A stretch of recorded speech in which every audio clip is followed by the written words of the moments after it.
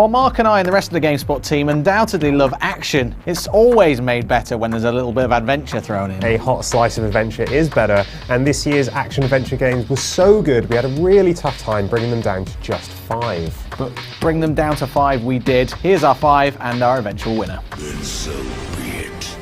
The nominees for Action Adventure Game of the Year are Darksiders II,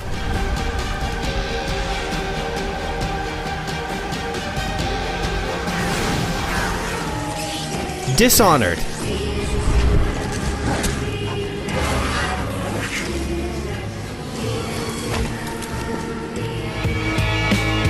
Lone Survivor,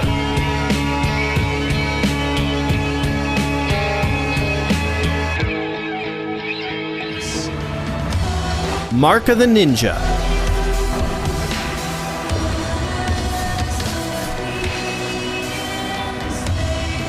I report to him now. Sleeping Dogs, I'm one of them.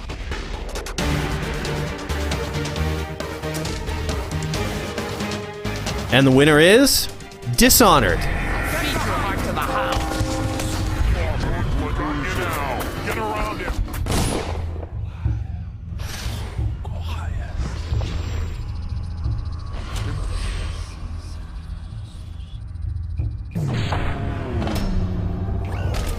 Dishonored is this wonderful adventure full of great action, really interesting characters, and this gorgeous world. So the two things that really stood out for me with Dishonored was the setting and just the variety of choices you had to make as a player.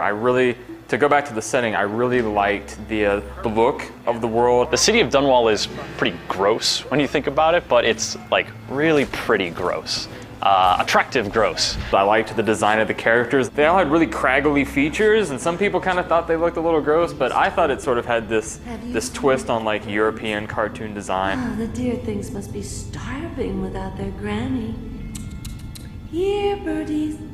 You want to look down the alley, you want to sneak into the apartment building with the body bags, and these aren't like wonderful places to go, but the notes you find there and the things that your beating mechanical heart thing tell you about the world just paint this really rich picture, and it makes it a place you want to explore. Heading up. Keep it.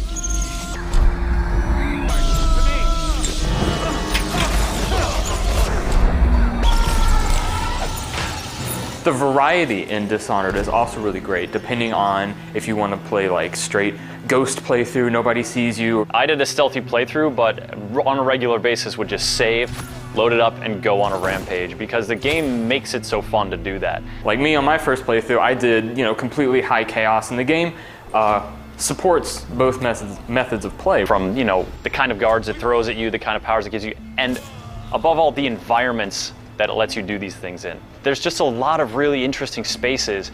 They're not just interesting from this is a cool world that I'm in, and there's all these cool things happening in it, but that I can do cool stuff there. I can, climb up this way, I can navigate that way. I have a lot of options for how to move through these spaces. So they're engaging from a gameplay perspective as well as a storytelling perspective.